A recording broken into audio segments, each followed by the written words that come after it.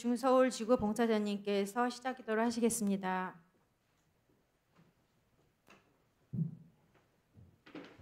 평화를 빕니다. 기도합시다. 전능하시고 지극히 거룩하시며 지극히 높으시고 지존하신 하느님이시여, 모든 선이시며 지상선이시고 온전한 선이시며 홀로 선하신 당신께 모든 찬미와 모든 영광과 모든 감사와 모든 존경과 모든 찬양을 드리오며 온갖 좋은 것을 돌려드리나이다. 그대로 이루어지소서. 성부와 성자와 성령의 이름으로. 자, 주보 성녀 헝가리 엘리사벳 축일에 드리는 기도를 바치겠습니다. 계속 프란치스코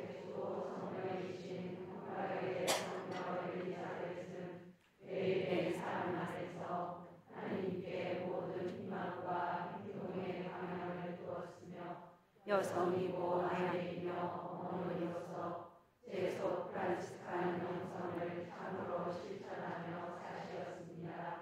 이 모든 일에 부족한 저희에게 성령께서 함께하시어 우리들이 늘 자신의 소명을 기억하게 하시고 세상을 아름답게 바꾸는 일에 열심하게 하시며 제속 프란치스칸으로 기쁘게 살아가도록 주님께서 자비를 베풀어 주소서. 우리 주 예수 그리스도를 통하여 비나이다. 아멘. 성녀 엘리사벳, 저희를 위하여 빌어주소서.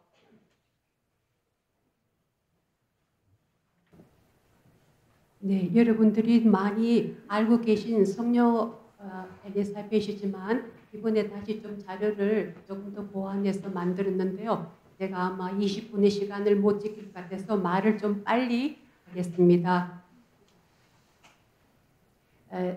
헝가리의 성녀 엘리사벳은 프랑스의 성 루도비크와 함께 우리들의 수성인으로서 이들은 제수 프란치스코 안에서 이 세상 안에서 아내와 어머니로서 남편과 아버지로서 그리고 공직을 지닌 제수 프란치스칸으로서 성 프란치스코처럼 복음을 선택 없이 온전히 받아들여 그 안에서 겸손과 사랑, 기도와 자선, 정의와 공정을 온전히 살았습니다. 성녀의 그 삶은 우리가 상본에서 보는 것처럼 화려한 관을 쓰고 화려한 귀족의 옷을 입기보다는 그녀의 삶은 참으로 가난하고 겸손한 삶이었습니다. 그녀에 관한 가장 최근의 행사는 2007년에서 2008년 2년 동안 엘리사벳 탄생 800주년 행사였습니다. 우리는 2008년 마무리하면서 그녀의 고향인 헝가리에서 제수 프란치스코의 총회를 개최하였습니다. 그날 그 기간 동안 많은 행사들이 많았지만 주기경님과 함께 미사를 드렸던 것도 중요하지만 거기에서 아주 중요한 자료들이 우리가 지금 또 서약을 앞두고 피정을 하거나 형제회의에 양성을 할 때 쓰고 있는 자료인 제수 프란치스코의 서약, 제수 프란치스코의 소속감이 이때 발표를 되어서 우리는 소책자로서 이렇게 묶어서 우리나라에서 발행하고 있습니다. 또한 2007년에 미국의 제수 프란치스칸인 로리 파이프가 그녀의 전기를 완전히 새로운 자료들을 처음으로 발견해서 전기를 만들어냈습니다. 그것을 제가 종이에서 가지고 와서 헝가리의 엘리사벳 성녀의 성인전을 냈으니까 많은 자료를 추가로 많이 참조를 했거든요. 꼭 한번 읽어보시면 좋겠습니다. 성녀 엘리사벳을 보면 그녀는 빵을 항상 들고 있고 나누어 주는 그런 것을 볼 수 있습니다. 그것은 바로 그녀의 자비의 행위로서 우리에게 그 모범으로서 엘리사벳의 이런 로고를 보면은 이렇게 간단한 것이 있었는데 바로 그녀의 삶을 압축해 주고 있다고 할 수 있겠습니다. 그녀는 헝가리의 공주였고 또 독일의 백작 부인이었음에도 모든 세속적인 타이틀을 내려놓고 가난한 사람들의 배고픔을 살펴주는 늘 보살핌을 해야 했습니다. 빵 나눔에 대해서 예수 그리스도는 장미의 기적을 통해서 그녀의 자선에 항상 격려해 주심을 확인해 주셨고 독일로 파견되었던 프란치스칸 선교사로부터 프란치스코의 영성을 배우고 난 다음에 그녀는 회계자의 회의 한 회원으로서 서약을 하였던 것입니다. 그러면 성녀가 살았던 13세기의 그런 배경은 어땠을까요? 다른 정치적인 거나 뭐 종교적인 것은 시간상 좀 생략하고 사회상만 말씀드리겠습니다. 그 당시는 민주주의가 발달되고 공동체 의식이 생기면서 조합들이, 길드가 많이 늘어났습니다. 또 한편으로는 성 프란치스코의 집안에서도 볼 수 있듯이 중산층이 부상하기 시작하였습니다. 또한 그 시대는 8차에 걸친 십자군 원정이 매우 열기가 뜨거웠던 시기입니다. 이 십자군의 원정의 그런 흐름에 따라서 무역이 성행되었고 그 무역과 십자군 원정에 의해서 많은 사람들이 이동에 따라서 전염병과 나병이 확산되기도 하여서 이렇게 질병에 걸린 사람은 가난한 사람일수록 더 많이 사회에서 쫓겨나고 죽음을 처해졌습니다. 그러면 그녀의 개인적인 어린 생활, 출생과 어린 시절도 한번 보겠습니다. 그녀는 1207년 7월 7일에 헝가리 안드레 2세 왕과 그리고 독일계의 강력한 가문이었던 게르트루드 왕비 사이에서 태어났습니다. 그리고 그녀가 4세가 되던 1211년에 독일의 사절단이 와서 독일의 헤르만 집안의 루드비히와 그리고 헝가리 엘리사벳과의 정략적인 약혼을 추진해서 성사가 됩니다. 그래서 그녀는 수행원들과 함께 기창금을 수레에 싣고 헝가리에서 독일의 투른지아로 향하여 갔습니다. 그녀가 가게 되는 독일의 그 헤르만 백작이 살고 있었던 바르트부르트 성은 산 꼭대기에 있었습니다. 그 성은 지금도 가장 독일에서 유명한 한 성으로서 유네스코의 문화유적으로 이렇게 등재되어 있고 또 마르틴 루터가 이곳으로 1년 동안 피신해 와서 독일어로 성경을 번역했던 곳이기도 합니다. 독일에 온 지 2년 뒤인 1213년 그녀가 6세 되었을 때 헝가리로부터 슬픈 소식이 들어옵니다. 그녀의 어머니 게르트루드가 피살되었다는 것입니다. 그녀는 독일의 강력한 힘을 그대로 행사하였고 또 사치스러웠기에 헝가리 사람들은 독일인이었던 게르트루드를 싫어하여 살해하였던 것입니다.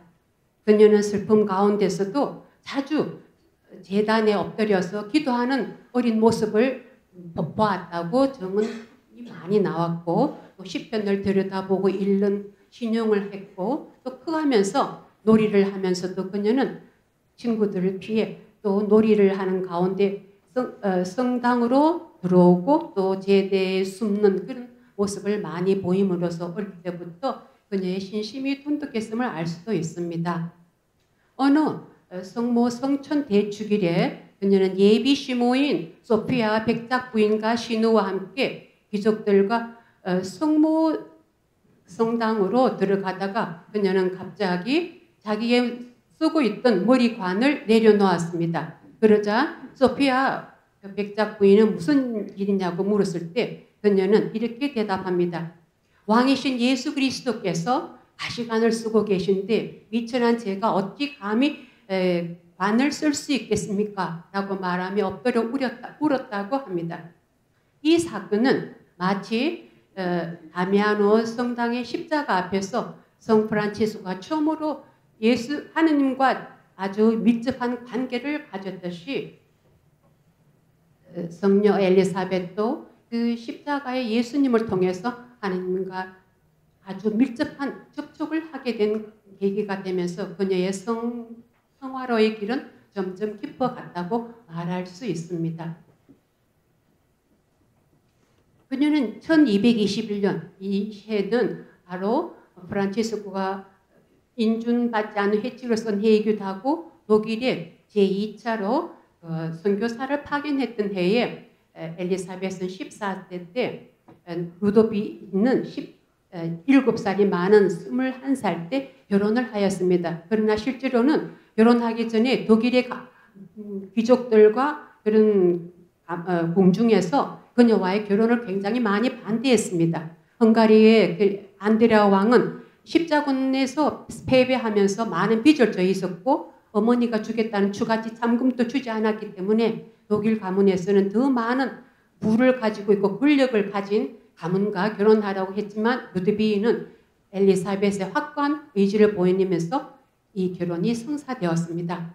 그들의 결혼은 참으로 행복하고였고 아들과 딸을 낳으면서 끊임없이 엘리사벳은 자비의 행위를 계속해 나갔습니다.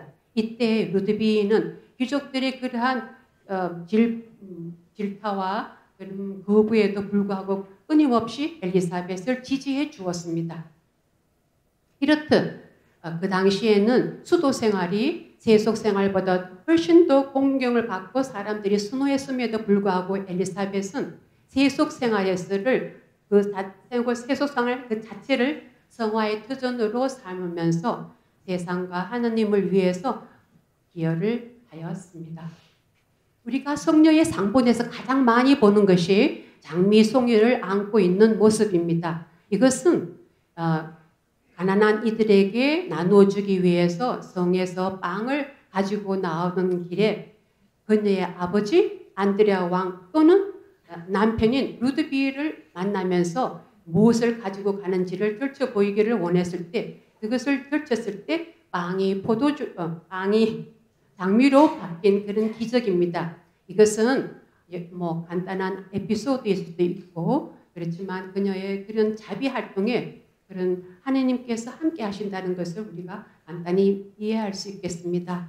그녀의 삶에서 나타나는 큰 것 중에 하나가 바로 아주 높은 귀족이면서도 모든 것을 버리고 가장 작은 이들과 함께 했다는 그녀의 겸손과 자금입니다.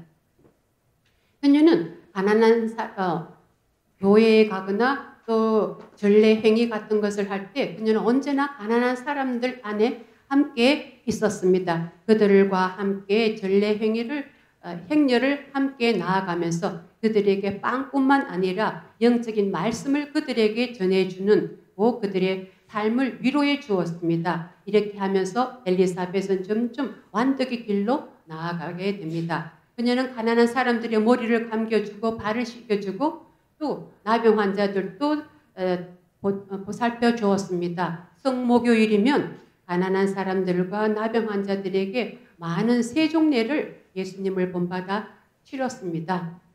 또한 그녀는 동전을 많이 가지고 교회에 그런 전례가 끝나고 나면 성 밖으로 나가서 가난한 사람들에게 나누어 주었다고 합니다. 특히 성금요일에 그 교회 행위가 끝나면 성 밖으로 가서 많은 가난한 사람들에게 돈을 나누어 주었고 그것이 모자랄 때 그녀는 실을 잡고 바느질을 해서 필요한 돈을 마련해서 가난한 사람을 도와주었습니다. 그녀는 예비 신자들의 계모가 되어주었고 또 가난한 임산부와 어머니들에게 아이들을 양육할 수 있는 돈과 물품들로 그들을 위로하고 안심시켜 주기도 했습니다. 그리고 그 당시에 많은 귀족들이 비싼 옷을 입고 죽는 모습을 보고 그것은 가난한 사람들이 수위가 되어야 된다고 생각했던 엘리사벳은 수위조차 마련하지 못하는 가난한 사람들을 위해서 수위를 직접 만들어서 가난한 사람들에게 나누어 주곤 했습니다. 그녀에게서 장미의 기적보다 더 의미 있는 기적이 바로 십자가의 이 보상 기적입니다. 그녀는 나병 환자를 씻겨서 남편과 함께 쓰는 침대에 뉘어놓았습니다. 이것을 알게 된 시댁 식구와 루도비코는 그것을 확인하기 위하여 그 침대볼을 제꼈을 때에 거기에는 나병 환자는 간 곳이었고 십자고상에 예수님이 뉘어 있었습니다. 이때 루드비히는 그녀를 더욱더 신뢰하게 되며 그녀를 전적으로 격려하고 지원해 주었다고 합니다. 성 프란치스코는 1217년 총회에서 독일에 선교단을 파견하기로 하였습니다. 그래서 1217년에 파견되었을 때에 그들은 아무것도 준비해 오지 않았기 때문에 이단으로 취급을 돼서 추방을 당합니다. 그랬을 때 성 프란치스코는 1221년에 다시 독일로 선교단을 파견하였는데 아마도 엘리사벳이 프란치스칸 수도자를 만나고 설교를 듣게 된 것은 1224년이쯤이라고 전기 작가들은 말하고 있습니다. 그녀는 프란치스칸 형제들의 설교를 듣고 가르침에 기뻐하며 그들에게 음식과 옷을 제공해 주었고 1225년에는 아이젠하우의 프란치스코 수도원 건립을 도와주었습니다. 또한 1228년에 마르부르크에서 성 프란치스코의 이름을 딴 자선병원을 건립하였습니다. 그녀는 프란치스칸들의 설교와 가르침을 듣고 가난한 이들에 대한 사랑이 함께 정복되었습니다. 성 프란치스코도 성녀에 대한 그런 성덕에 대한 이야기를 듣고 자신의 망토를 벗어서 그녀에게 선물을 했고 그녀는 특별한 기도를 할 때 그 망토를 두르고 기도하였다고 합니다. 그녀는 특히 가난한 사람들에게 저질러주는 귀족들과 부유한 영주들의 그런 폭리와 고리, 그런 과도한 세금에 분개하였습니다. 그러면서 그녀는 자신을 위해서는 가장 소박한 음식을 먹고 나머지는 모두 가난한 사람들에게 나누어 주기로 했었는데 불의한 그런 이들의 그런 사치스러운 영주들의 그런 사치스러움과 그리고 지주들의 그런 부가 가난한 사람들의 빵을 훔쳐온 것이란 것을 깨닫고 그녀는 불의한 그런 과정을 거쳐서 들어오는 궁의 음식이나 물건들을 일체 거부하였다고 합니다. 그래서 그녀는 점점 굶는 날이 많았다고 합니다. 1226년 남편 루드비히는 황제가 회의를 모집하였기 때문에 참석하러 출타 중이었을 때 독일에는 큰 재난이 닥쳤습니다. 가뭄으로 인해서 곡식은 흉작을 이루었고 가축들은 죽었고 또 거듭된 홍수로 인해서 많은 재물과 가축들이 죽게 되었습니다. 이로 인해서 많은 전염병이 온 나라 전역에 창궐하고 있었습니다. 그리고 많은 사람들이 질병에 걸리고 죽어갔는데 특히 가난한 사람들이 많이 질병에 걸리고 죽어갔습니다.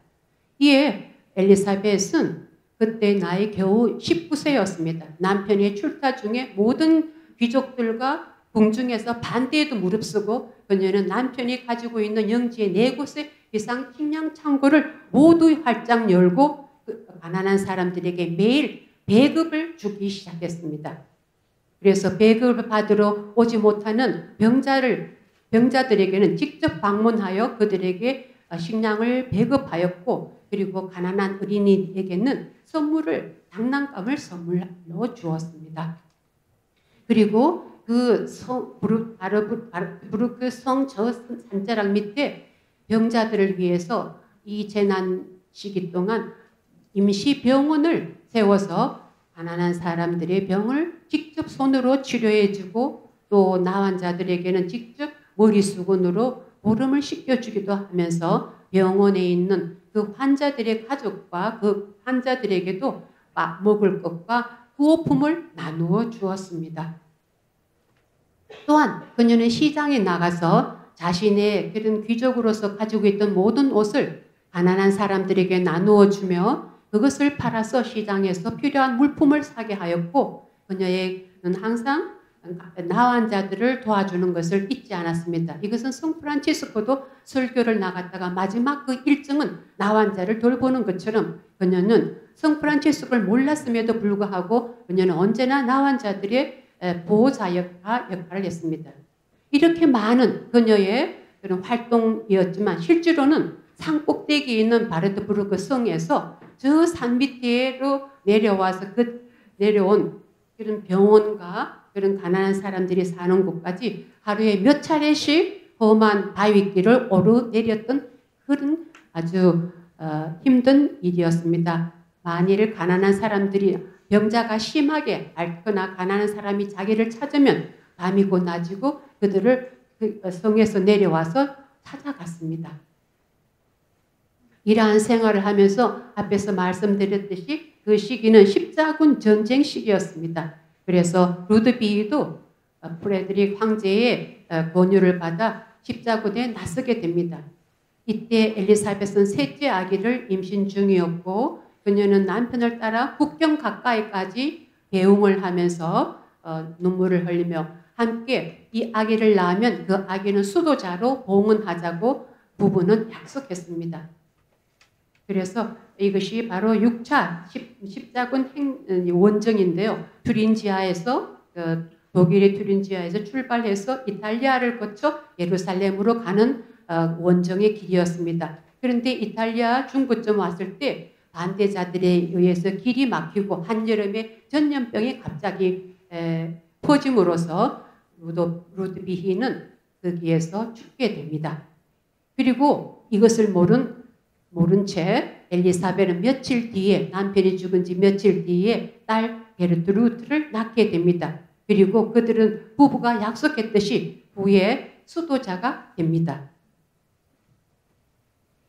루드비히가 죽자 독일의 백작 가문과 많은 귀족들과 부하들이 그녀가 너무나 독일 궁중에 가산을 탕진하고 그리고 귀족들과 영주들에게 반대되는 말들을 많이 하고 반대했다는 것을 이유로 들면서 그녀를 성에서 유산 없이 쫓아냈습니다. 그래서 그녀는 5살, 3살 갓난쟁이를 데리고 그의 겨울에 쫓겨나서 바위를 틈을 타고 내려와서 아주 산자락에 흐름한 여인 속에 흑간 방에 겨우 피신할 수 있었습니다. 그곳에서 자정을 보내고 그리고 난 다음에 조용해지자 프란치스코 수도회에 아침 기도를 하러 가면서 거기에 주 찬미를 성가를 불러주도록 청합니다. 그녀는 이러한 상황에서도 하나님을 찬미하였던 것입니다. 이제 그녀는 갈 곳이 없었습니다. 아무도 그를 받아주지 않았고 그녀에게 조금의 도움을 주지 않았습니다. 이것은 아마 궁정에서 그러한 명령을 내렸을 것이라고 전기 작가는 보고 있습니다. 그래서 치유와 굶주림에 내몰린 자녀들이 점점 야위어지자 먼 곳에 있던 친구가 자기에게 보내라고 해서 자녀들을 안전한 곳으로 보내고 자기보다 더 비참한 이들에게 전념할 것을 결심합니다. 한편으로 과거에 자신이 그토록 도와주었던 많은 사람들에게서 심한 조롱과 무시를 당하였습니다. 그래서 그녀는 성 프란치스코가 말했던 완전한 기쁨을 실천하게 되었습니다. 그녀는 할 수 없이 독일 쪽에 있는 이모와 외삼촌에게 도움을 청하러 갔습니다. 수도 원장이었고 주교였던 이모와 외삼촌은 그녀에게 재혼을 강요하였습니다. 그렇게 함으로써 생활의 안정을 찾기를 바랬습니다. 그러자 그녀는 격렬하게 반대하면서 주교 소유의 성에 갇히게 됩니다. 한 프란치스칸 수도자가 그녀의 이렇게 딱한 사정을 알고 그레고리오 9세 교황에게 그녀에 대한 사정을 밝히면서 청혼을 하였습니다. 이에 그레고리오 9세는 한나의 편지를 통해서 그녀의 모든 어려움을 해결해 주었습니다. 그래서 그 당시에 권력을 잡고 있던 루드비히 동생, 시동생은 그녀에게 유산을 주었습니다. 그러자 그녀는 그 유산으로 절반은 가난한 사람에게 또 나머지 돈으로는 마르부르크의 성 프란치스코의 이름에 자선병원을 세우는 데 썼습니다. 이러한 과정에서 그녀는 1228년 3월 성금요일에 성 프란치스코 수도회에서 그녀는 회계자로서의 서약을 합니다. 이것이 그녀가 독일의 최초의 제속 프란치스칸이 된 그런 한 계기입니다. 그녀의 삶은 바로 프란치스칸으로서의 삶을 충분히 잘 보여주고 있습니다. 서약을 함께 했던 시녀들과 함께 회색 수도복을 입고 같이 공동기도를 하고 같이 지내면서 이것이 프란치스코 수도 사매의 기원이 된다고 봅니다. 그녀는 자매들과 함께 마르부르크로 와서 성 프란치스코 병원을 건립하였습니다. 네, 그는 병원을 건립하여 많은 환자들을 다루면서 그리고 자매들과 좀 더 조직적으로 함께 숙식을 하면서 직원들이 세계적으로 그녀를 방문하였습니다. 그녀는 이 병원을 운영하기 위해서 남아있는 옷들을 가난한 사람들을 위해서 나누어 주었고 또 가장 추악하게 앓고 있던 냄새가 나는 그런 환자들을 식탁에 초대해서 함께 밥을 먹기도 하고 먹여 주었습니다. 또 바르트 부르크에서 했던 것처럼 부족한 돈은 직접 실을 찾고 옷을 만들어서 팔므로써 경비를 충당하였습니다. 이러한 고된 삶도 이제 그녀는 너무나 많은 일을 젊은 나이에 한 결과 그녀는 마지막 2, 3년 동안은 심히 자주 앓았다고 합니다. 그래서 프란치스코 형제들과 그리고 자신의 그런 영적 지도자였던 콘라드 신부님이 오는 앞에서 함께 있는 자리에서 그녀는 임종을 하게 되는데요. 그녀는 콘라드 지도 신부님에게 마지막 소망을 이렇게 말합니다. 이제까지 나의 것이라고 여겼던 모든 것은 가난한 이들의 것입니다. 나의 모든 것을 나누어 주십시오. 다만 한 가지 내가 입고 있는 이 낡은 수도복은 그대로 입고 주고 싶습니다. 그녀는 1231년 24세로 11월 17일 오늘 천상에 들게 됩니다. 그때 소원처럼 회색 수도복을 입고 세상을 떠났습니다. 4년 그녀가 죽자 많은 기적이 일어나고 그녀의 무덤으로 수많은 사람들이 순례를 오면서 시성 작업에 참여하기 시작을 하였고 4년 뒤인 1235년 성령 강림 대축일에서 희성되었습니다. 성 프란치스코가 희성되었던 그곳에서 7년 뒤에 성녀 엘리사벳이 탄생하였던 것입니다. 성녀 엘리사벳의 온 생애는 사랑이신 하느님의 사랑을 살고 그 사랑을 가난한 일 안에 현존하게 하는 데 있었습니다. 그녀는 세상의 거짓된 외양과 야심, 궁중의 거칠에 안락, 부유함과 사치스러운 옷을 벗었습니다. 그녀는 높은 성에서 모든 것을 버리고 내려와 소외당하고 괴로워하는 이들에게 봉사하기 위해서 그들 가운데 자신의 천막을 치고 살다 갔습니다. 이제 이 모범을 따라 우리가 살아갈 차례입니다. 3개 서울지구 봉사자분 3분이 잠깐만요. 예, 3개 서울지구 봉사자 3분이 초를 들고 입장하시겠습니다.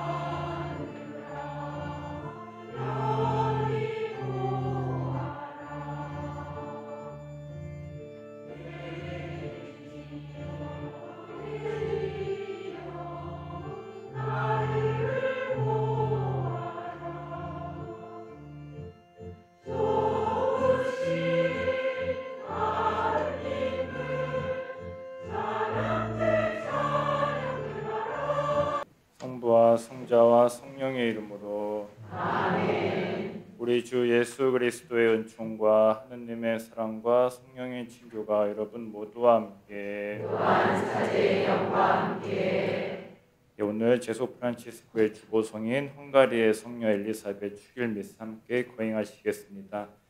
보시는 것처럼 성녀의 유해를 저희 수도원에서 모셔왔습니다. 성녀의 유해와 함께 오늘 이 미사 봉헌하면서 우리가 앞서 보았던 것처럼 정말 성령께서 보여주신 그 사랑의 삶을 따라 살 수 있도록 다짐하는 이 미사 시간이 되면 좋겠습니다. 전능하신 하느님, 저희에게 자비를 베푸시어 죄를 용서하시고 영원한 생명으로 이끌어 주소서. 아멘. 주님 자비를 베푸소서. 주님 자비를 베푸소서. 그리스도님 자비를 베푸소서. 주님 자비를 베푸소서. 하늘 높은 데서는 하느님께 영광,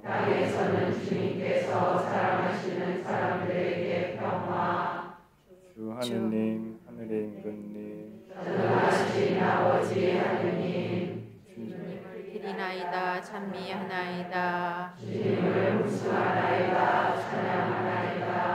주님 영광 크시오니 감사하나이다. 주 하느님 성부의 아드님 세상의 죄를 없애시는 주님 저희에게 자비를 베푸소서.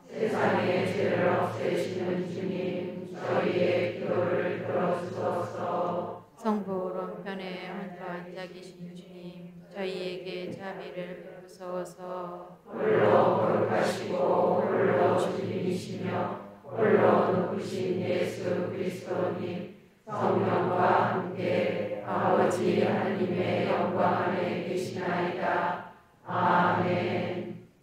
기도합시다. 하느님, 복된 엘리사벳에게 가난한 이들 안에서 그리스도를 알아보고 공경하게 하셨으니 그의 전구를 들으시어 저희도 가난하고 고통받는 사람들을 한결같은 사랑으로 섬기게 하소서. 성부와 성령과 함께 천주로서 영원히 살아계시며 다스리시는 성자 우리 주 예수 그리스도를 통하여 비나이다. 에베소의 말씀입니다. 좋은 아내를 가진 남편은 행복하다. 그가 사는 날수가 2배로 늘어나리라. 훌륭한 아내는 제 남편을 즐겁게 하고 그 남편은 평화롭게 수를 다하리라. 든든한 발꿈치로 뻗은 멋진 다리는 은 받침대 위에 세워진 금 기둥과 같다. 얘야, 내 삶의 한창 때에 건강을 지키고 너의 힘을 낯선 여자들에게 허비하지 마라. 주님의 말씀입니다. 합송하시겠습니다. 당신은 저의 바위, 저의 성체이시니이다. 당신은 저의 바위, 저의 성체이시니이다. 주님께 충실한 모든 이들아, 주님을 사랑하여라. 주님은 진실한 이들은 지켜주시나 거만한 자에게는 호되게 갚으신다. 주님께 희망을 두는 모든 이들아, 힘을 내어라. 마음을 굳게 가져라.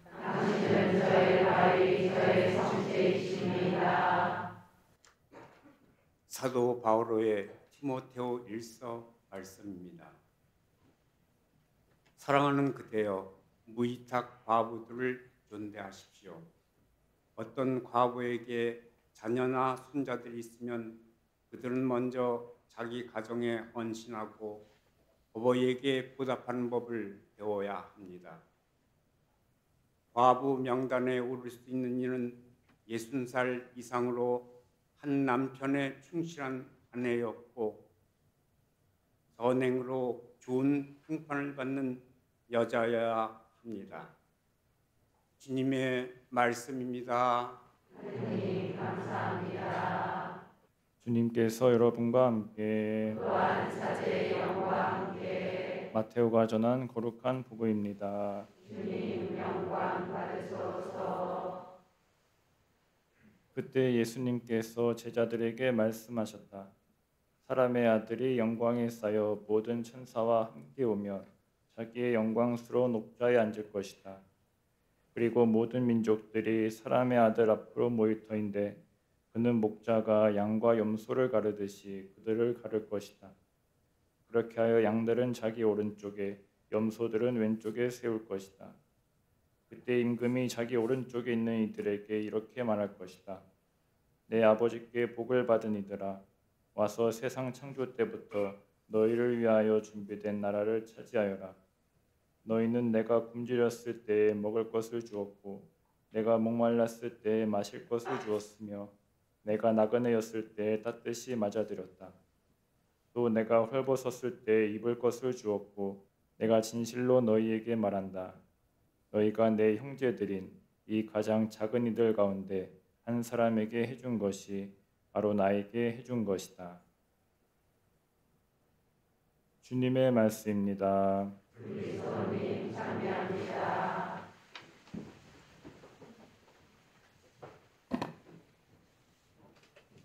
11월 17일 오늘 우리는 제속 프란치스코의 주보 성인이신 헝가리의 성녀 엘리사벳 축일을 지내고 있습니다.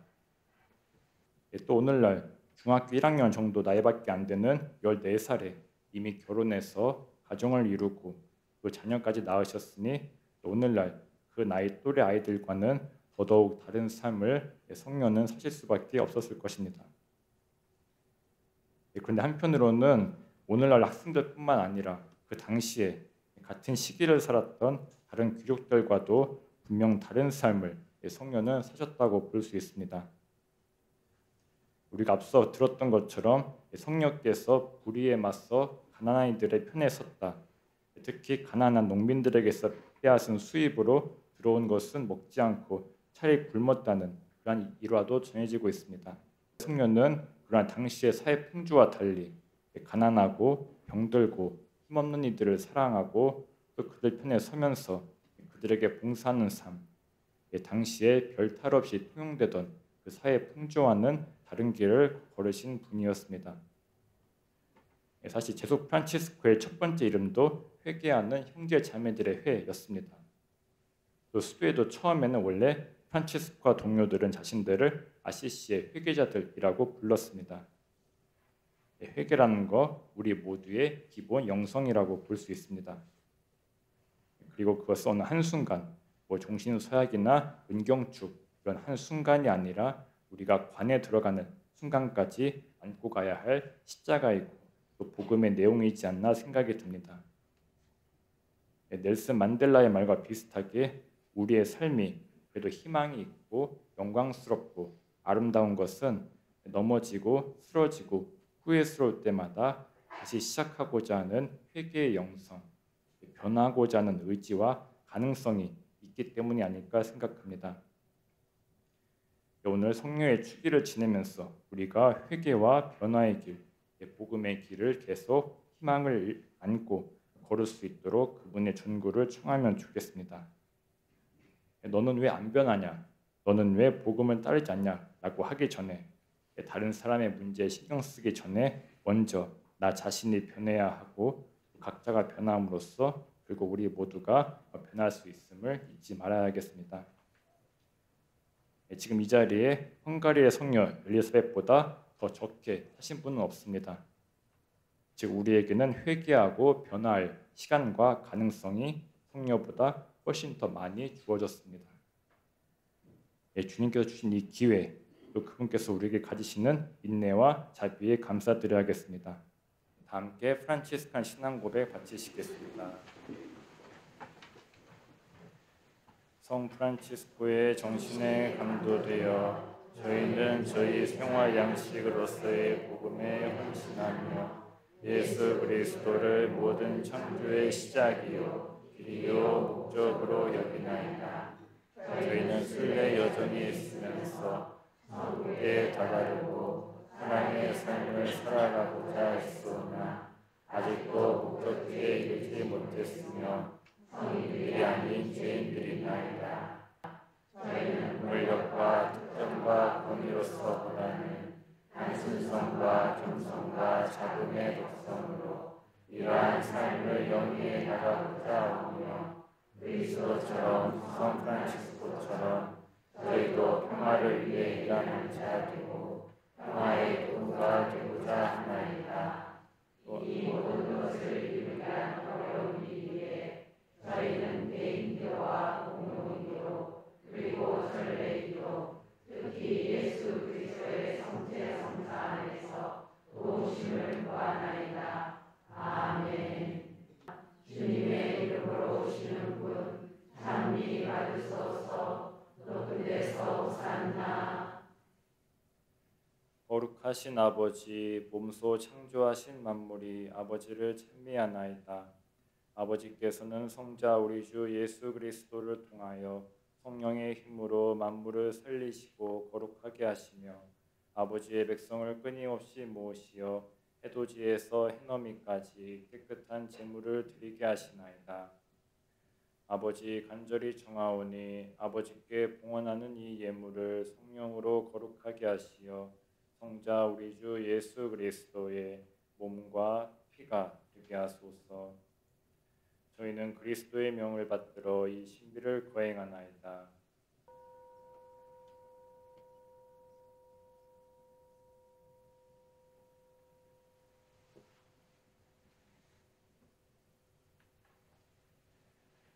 저녁을 잡수시고 같은 모양으로 잔을 들고 감사를 드리며 축복하신 다음 제자들에게 주시며 말씀하셨나이다. 너희는 모두 이것을 받아 마셔라. 이는 새롭고 영원한 계약을 맺는 내 피의 잔이니 죄를 사하여 주려고 너희와 많은 이를 위하여 흘릴 피다. 너희는 나를 기억하여 이를 행하여라.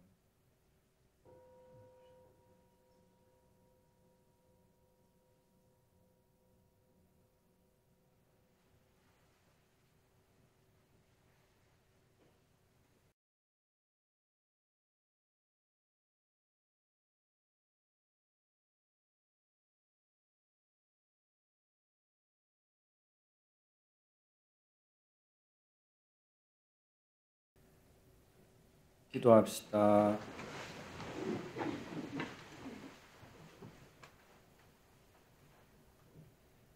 주님, 저희가 거룩한 신비로 힘을 얻고 비오니 복된 엘리사벳을 본받아 정성을 다하여 주님을 섬기며 주님의 백성을 힘껏 사랑하게 하소서. 우리 주 그리스도를 통하여 비나이다. 아멘.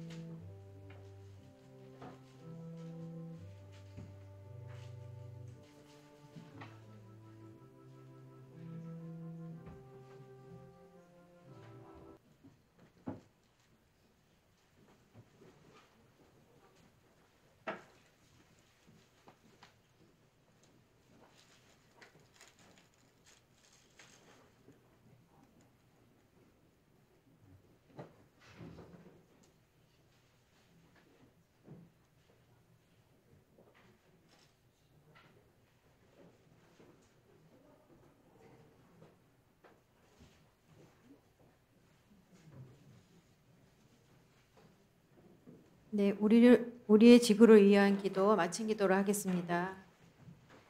전능하신 하느님, 하느님께서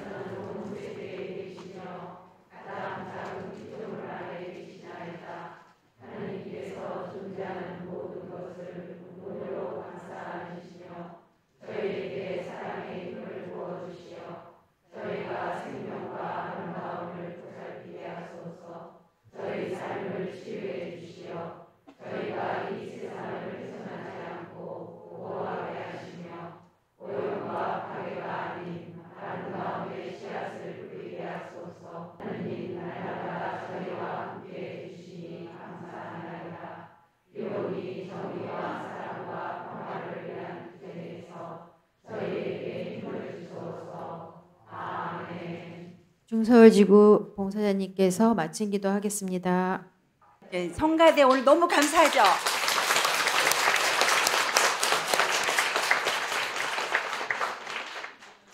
성부와 성자와 성령의 이름으로 아멘. 기도합시다. 지극히 자비로우신 하느님, 당신은 평화의 주인이시며 사랑을 원하시나이다. 당신 종인 저희에게 당신 뜻에 참으로 일치하게 하시며 우리 평화를 깨뜨리는 온갖 유혹을 이기게 하소서. 우리 주 예수 그리스도를 통하여 비나이다. 아멘. 성부와 성자와 성령의 이름으로 아멘. 우리 다 같이 감사한 마음으로